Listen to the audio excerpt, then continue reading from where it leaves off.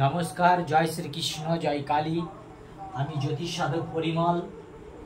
আজকের আয়োজন ঋণ যোগ। আমাদের সকলে কিন্তু কম বেশি রোজগার সকলেই করে, কিন্তু সকলের ঘরে কিন্তু ঋণ বা দারিদ্র যোগ আসে না। এই ঋণ বা দারিদ্র যোগ কেন আসে সেই সম্বন্ধে আজকে আমি বলব।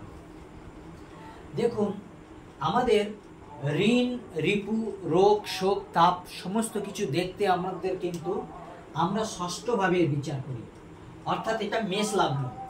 এক মানে হচ্ছে মেষ, এক মানে হচ্ছে মেষ লগ্ন। এটা মেষ লগ্নের কথা বলছি। তাহলে ষষ্ঠ থেকে ষষ্ঠ গুনতে হবে আমাদের। ষষ্ঠ থেকে ষষ্ঠ, ষষ্ঠের ষষ্ঠ, ষষ্ঠের ষষ্ঠকে ষষ্ঠের ষষ্ঠ হলো এই একাদশ। তাহলে ষষ্ঠপতি এবং একাদশপতি যদি ধন ভাবে বসে থাকে, ষষ্ঠপতি এবং একাদশপতি যদি ধন ভাবে বসে থাকে, তাহলে কিন্তু গভীর ঋণ যোগ তৈরি হয়। অর্থাৎ আপনার ঘরের একটা চোর তো রয়েছেই, যে ঘরের মাল বাইরে বার করে দেয়, আবার বাইরের একটা চোর কিন্তু মিলিত হয়েছে। তাহলে দুটো চোর মিলে কিন্তু আপনার সর্বনাশ করছে। তাহলে সেটি কি? আমাদের এখানে হলো ষষ্ঠপতি বুধ, 6 মানে বুধ, আর একাদশপতি হলো 11, 11 মানে শনি। তাহলে বুধ এবং শনি যদি এই ধন ভাবে বসে থাকে, অর্থাৎ লগ্নের দ্বিতীয় ভাবে বসে থাকে, তাহলে কিন্তু আপনাদের এটা দারিদ্র যোগ আসবে।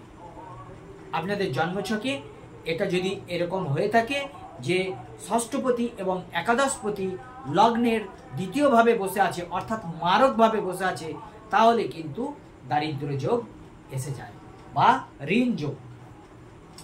এইবার বলি, আমাদের হস্তরেখায় দেবগুরু বৃহস্পতিকে দেখতে হবে।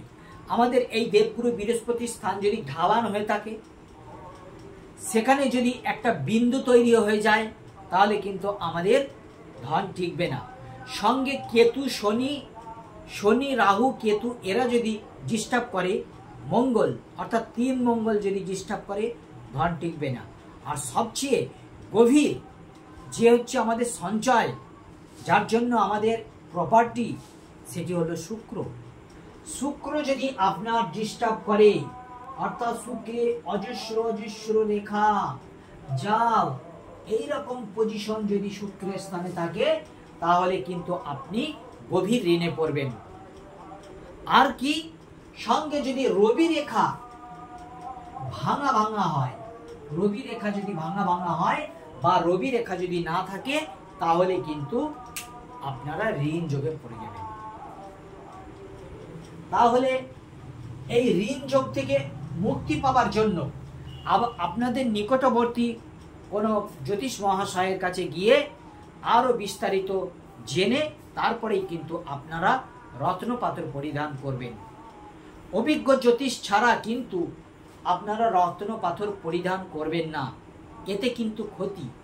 রত্নপাথর পরিধান করবেন না তাও ভালো, কিন্তু যদি পড়তেই হয় তাহলে কিন্তু অভিজ্ঞ জ্যোতিষ ছাড়া কিন্তু কোনো মতেই রত্নপাথর পরিধান করা যাবে না।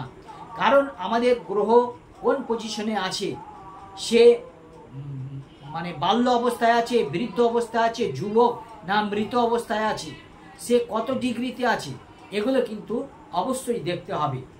সে সম রাশিতে আছে না বিষম রাশিতে আছে, এগুলো দেখতে হবে। চর রাশিতে আছে না স্থির রাশিতে আছে না দ্বিস্বভাব রাশিতে আছে, এগুলো কিন্তু দেখতে হবে। আবার সে মারক, বাধক বা কারক গ্রহদের মধ্যে, এগুলো কিন্তু দেখতে হবে।